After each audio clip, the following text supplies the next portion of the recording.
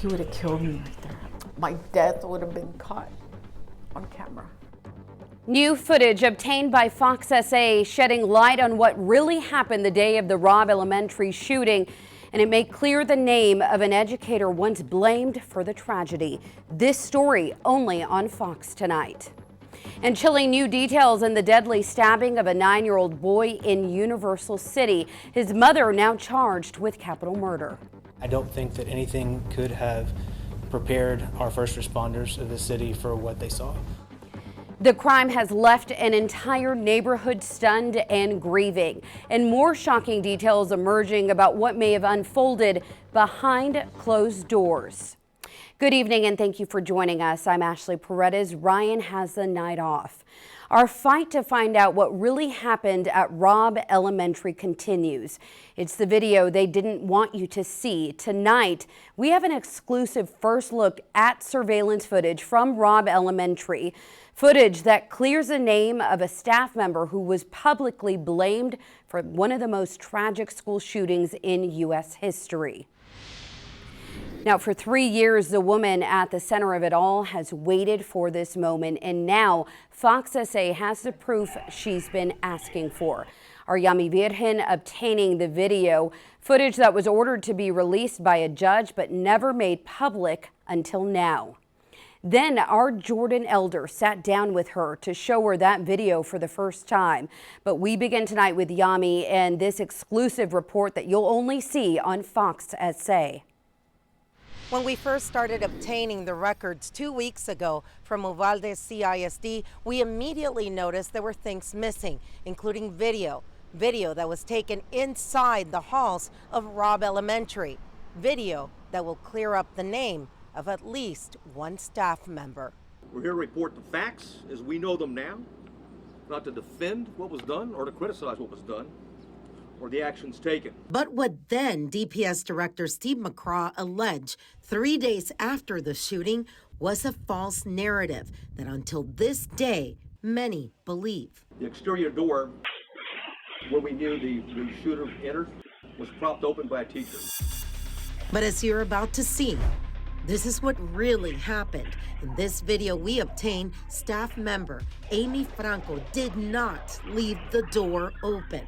After media outlets sued for records, the judge ruled for Uvalde CISD to release everything. But the school district claims that DPS still has their video. The video we exclusively obtained shows Franco going outside with a cart, and a few minutes later comes running back after she saw the shooter's truck crash in the ditch. At 11:35, Ms. Franco runs inside, gets her cell phone to call for help in case someone's hurt. 52 seconds later, Franco comes running back as the shooter starts firing shots at her and several men. You can see she clearly kicks the rock from the door and pulls on it to make sure it closes. Franco then rushes to warn other teachers while on the phone with 911, knocking on doors and screaming what the threat is.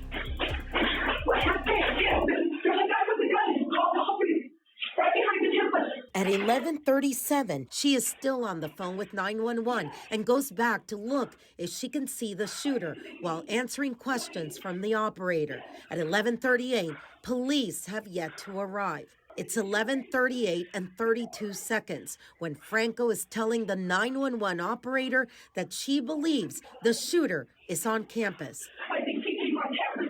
Franco walks back toward her room, still screaming at children to get to their classrooms. At 11:39, with 6 seconds, she goes into her classroom, still on the phone with 911. The other teacher looks down the hall one more time.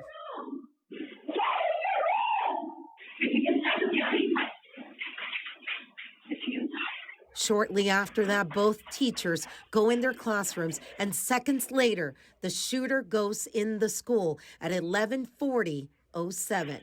As you can see for yourself, there was no rock holding the door open. This video is the same one law enforcement saw before the press conference was held on May 27th.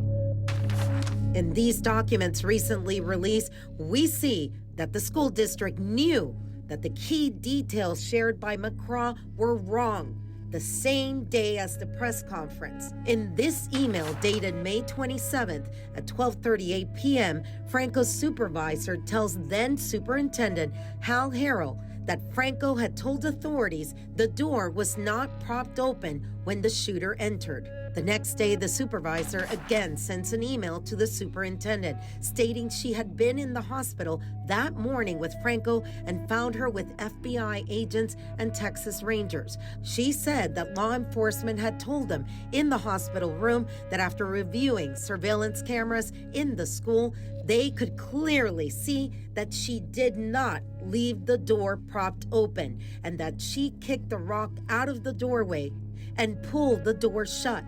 Emails show FBI and Texas Rangers told Franco and her supervisor at the hospital that the door may have been faulty or it had not been locked from the outside to begin with, and that McCraw had not even spoken to them before making his claim.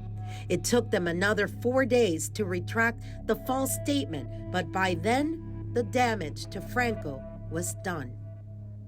And it was right here on this corner on May 27th that a press conference changed everything for a staff member, Amy Franco. And today, Jordan Elder's here with us today, and you've been speaking to Ms. Franco for months.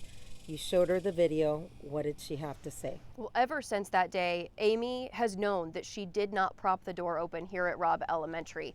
And now she got to see the video that proves it, video that she hopes the whole world can now see.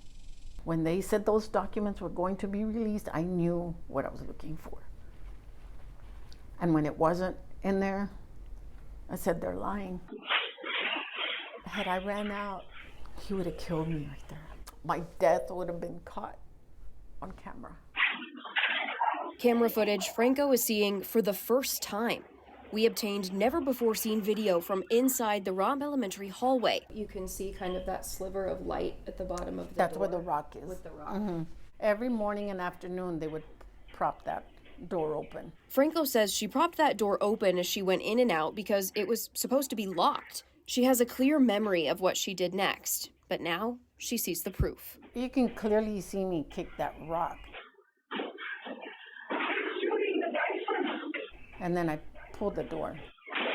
Millions of people watched as DPS Director Steve McCraw said a teacher propped that door open. I didn't go anywhere for months. I was scared. It wasn't my fault that those teachers and those babies died. But it's hard to get it out of your head, like after somebody says something like that. Somebody with authority, you know? But even as he stood there, a person with authority, I'm like, I have to stand up to him because he's lying and he's covering up for men that failed me and failed us. It's evidence Franco has waited more than 3 years for. If the whole world saw that McCraw blamed me, then the whole world needs to see that video. There are still people to this day that talk about the teacher who propped the door open because the record wasn't corrected until so much later. Franco says other people's stories could be clarified in these documents and in these videos if they're ever released, which she is calling for. Now, Jordan, when we started going over the records, we noticed certain things were missing. What was your first impression? My first impression was that there wasn't a lot there. After something of this magnitude, you would expect there to be so many documents, and there weren't, which is why we're now seeing all of the installments. And that is why also we're going to do now more open records requests so that we can have some transparency and really know what happened here. Reporting from Uvalde, I'm Yami Virgen. I'm Jordan Elder. Yeah, some powerful work from our team here at Fox SA. So be sure to check out foxsanantonio.com. We've been posting all the videos and documents as we get them from Uvalde CISD. And be sure to follow us on Facebook and X as we continue to press for answers and updates on this story. Melissa Vega.